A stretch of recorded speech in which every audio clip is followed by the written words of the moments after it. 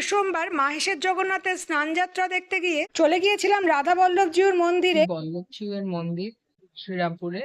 আমায় টোটো থেকে বলেছিল যে এখানকার ভোগ খুব ভালো, এখানে খেয়ে যাবেন। তবে এখানে পৌঁছে জানতে পারলাম কুপন নাকি সকালে কাটতে হয়, তাই ফিরেই যাচ্ছিলাম, কিন্তু এক ভদ্রলোক বললেন অপেক্ষা করতে, যারা আগে কুপন কেটেছে তাদের খাওয়ানোর পর হয়তো ভোগ বেঁচেই আমি যাবে, কুপন কেটে ভগবানের ভোগ কম পড়ে না, এখন তাই খেতে ওয়েট বসে করে গেলাম। দেখা যাক, পোশাক তো একটু হলেও হয়, মন ভরে যায়। মোটামুটি এরা 300 টাকা করে নেয় পার পার্সন ভোগের জন্য।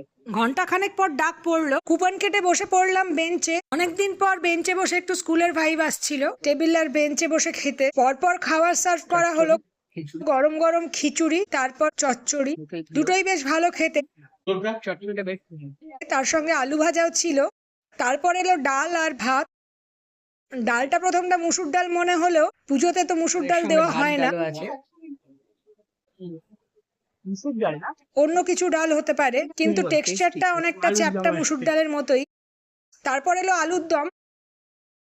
অনেক রকমের খাওয়া, আমার তো এই খেয়েই পেট ভরে গেল। আলুর দমটা কাইটার টেস্ট ছিল, আলুগুলো বড্ড বড়। ছোট্ট দেখে পোলাও এসছে, তার সঙ্গে ধোকা। ফাইনালি পোলাও আর ধোকা। ধোকাটা আমার বেশ ভালো লেগেছে, গ্রেভিটা দারুণ।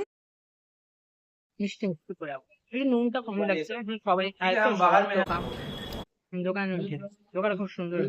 তার সঙ্গে চাটনি, চাটনিটাও খেজুর আমশক্ত দিয়ে দারুণ ছিল। তার সঙ্গে চালের পায়েস, তবে হালকা মিষ্টি। রসগোল্লা বা রসগোল্লা আছে। রসগোল্লা ছবিটা দেওয়া হয়নি। পায়েস খাই। ওই যে আমার পাশে বোন বসেছে, ওরও আমার মতো অবস্থা। বোন তো এমনিও খায় না,